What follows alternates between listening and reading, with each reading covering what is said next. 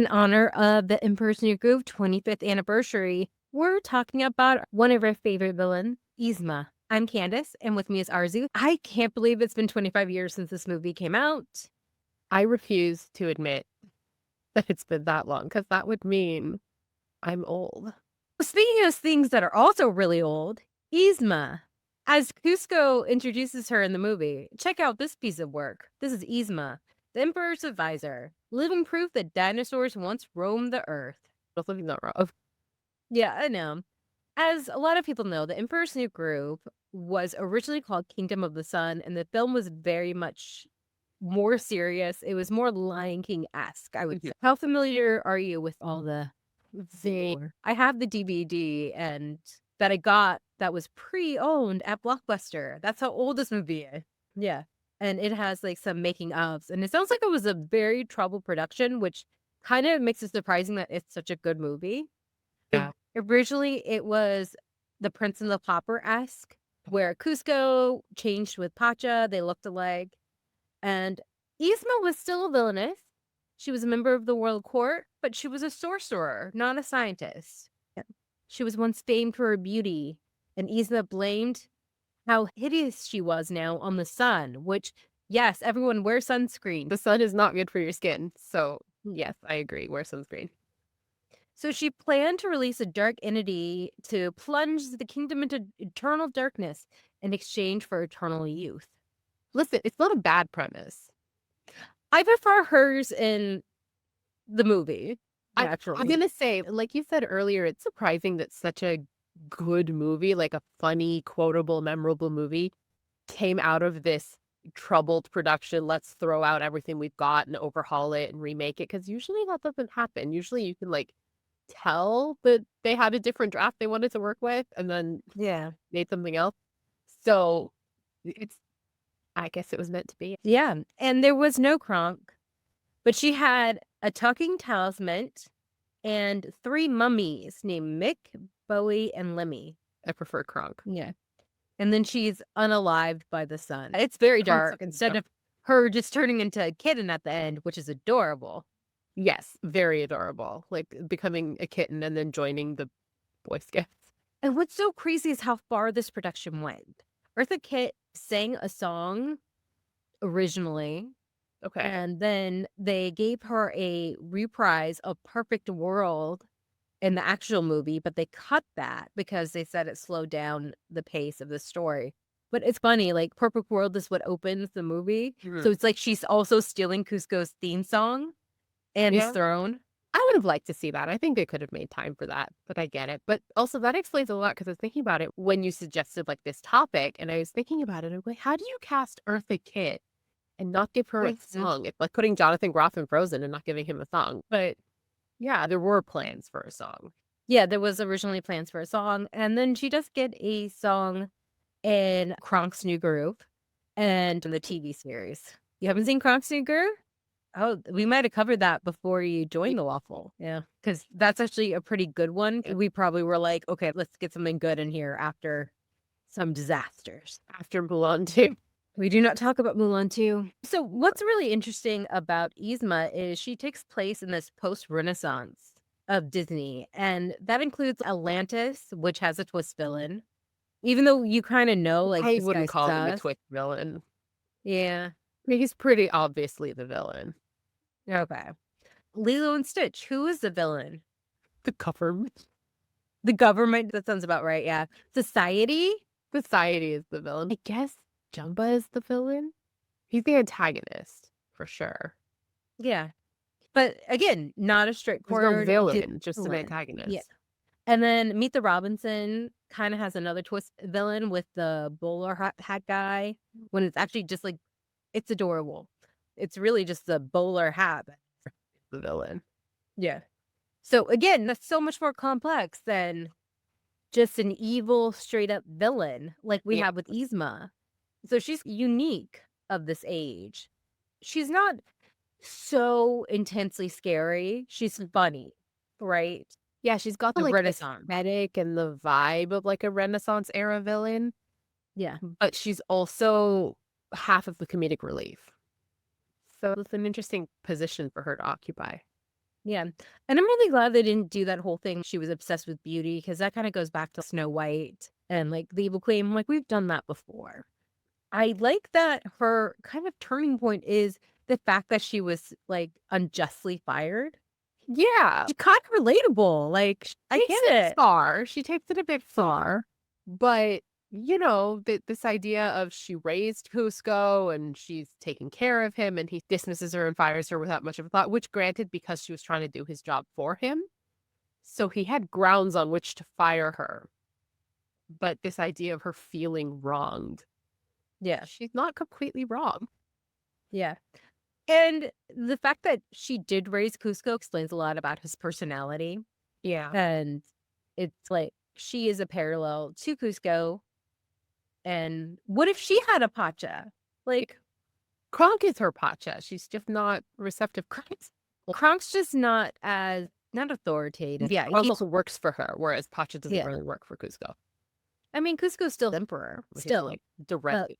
Kuzco is mad that Yzma's doing his job for him, but I was thinking about it like, I don't know that he would have done anything differently. The peasant coming and going, we don't have any food, and he's like, have you tried not being poor? Kuzco probably would have had a very similar answer because he had those kinds of answers for pacha. Exactly. Like they were pretty much speaking the same language. Yeah.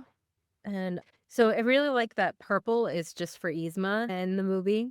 The color is chosen because it's considered the color of madness. It's my favorite color. The color of our handle right now. Yeah, it's the color of the Geeky Waffle I- brand. Do you know who chose that color? You. Oh gosh, yeah. But it's also considered royalty, so that's something as well. And it's also one of the 3 villain colors. Right. Green, black, and purple. And she is the last female villain to go against a male protagonist.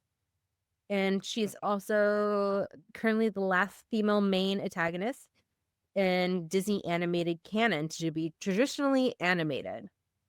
Okay. Quite a lot of milestones for Miss Yzma. Yeah.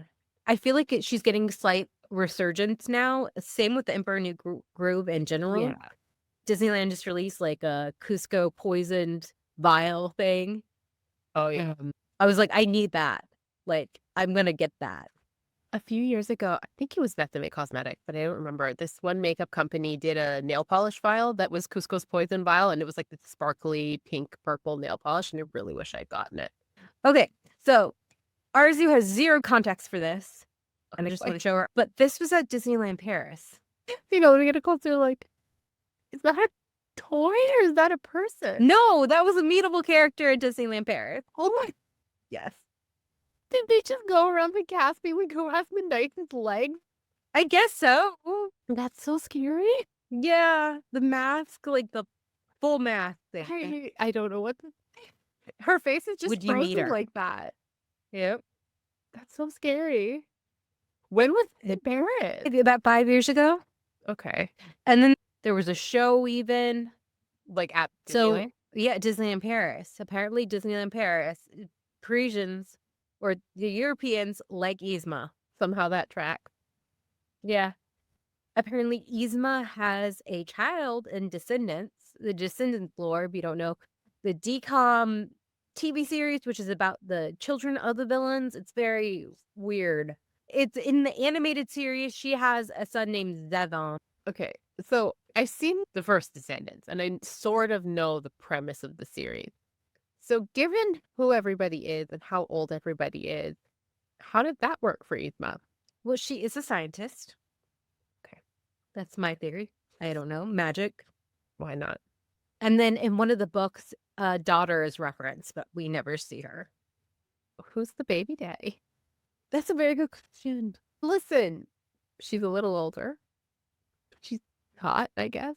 In the Emperor's New Groove TV series, there is like an episode where she makes herself younger so she can infiltrate the school as a student, because the whole premise of the series is that Kuzco has to go to school and pass his classes to remain emperor. Sure. Why not? Yeah, fine. Yzma's also the principal, but I forget what name she gives herself. But she's a looker as a teenager. I'm sure she was a looker as a teenager. Being dinosaur age, I'm just like, how do you have a 20-year-old kid? Who knows? Maybe she's only like 45 and the sun just like really aged her because she doesn't wear sunscreen. Or maybe too many potion accidents. Too many potion accidents and no sunscreen. Yep. But Kuzco says every few decades she gets a new Kronk. Maybe he doesn't know how to tell time. Yeah, because I mean, he's only about 20 or like 18 even. Yeah, like how would he know? Yeah, that's a very good question. Kronk is a very interesting foil for Yzma because she overcomplicates things. Mhm. Well, he simplifies things to the point where it just gets so messy that it makes it like hilarious. Yeah. And also, I feel like he's a good foil for her because he kind of like meets her where she's at, but he's also not a malicious guy. He generally means pretty well and he seems really nice and he seems to care, but he also understands that this is his job and this is his boss and this is how it's going to work.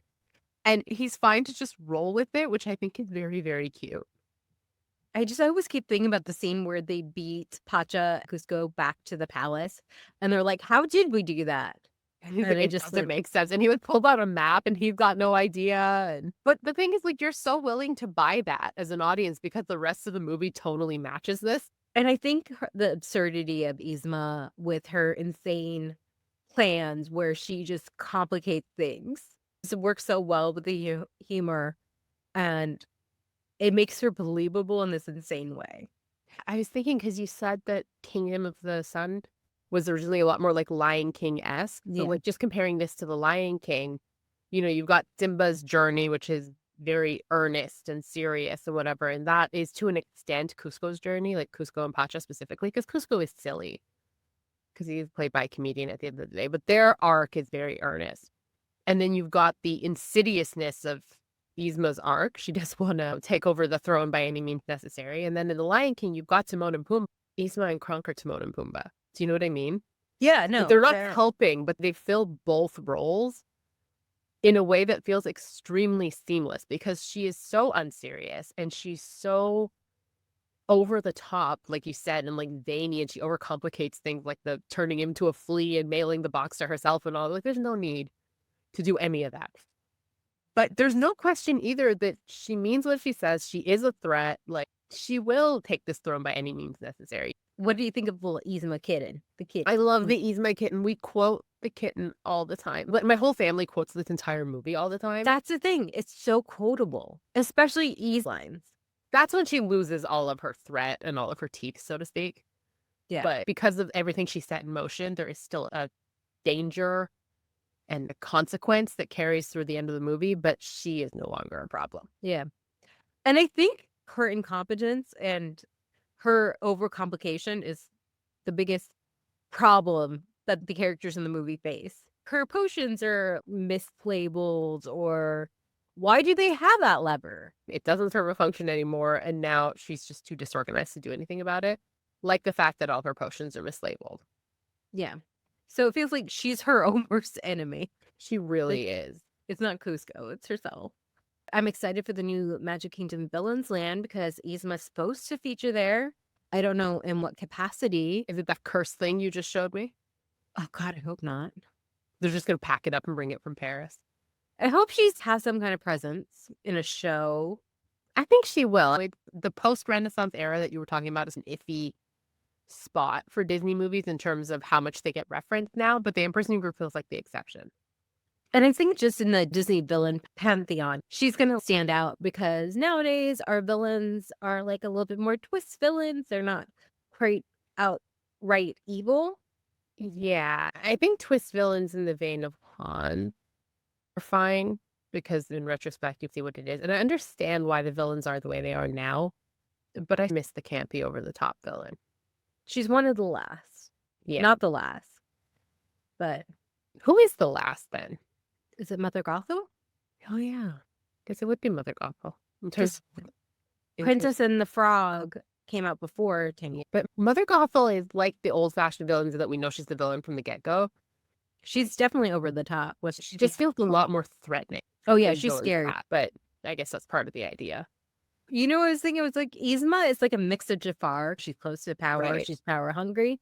And then also Cruella with those hollow cheeks and the flamboyant outfits. She gets multiple costume changes, which doesn't usually happen with villains. Usually they're just in one costume. Yes, but she's too fashionable to be in No, just one outfit. she's an icon. She is. I mean, how can you go wrong with Eartha Kitt? You can't. You simply can't. Like that, her voice is so distinct, and her laugh. I love it so much. And she's just so funny as a performer, like outside of Emperor's New Groove too. So she is also just as iconic as Yzma is. I wonder if they made Yzma a kitten because Eartha Kitt plays Catwoman in the Batman series. That would not surprise me at all. We want to know, what do you think about Yzma? Is she one of your favorite villains? Why do you think she is so popular? And yeah, What's your favorite line from Emperor's New Groove?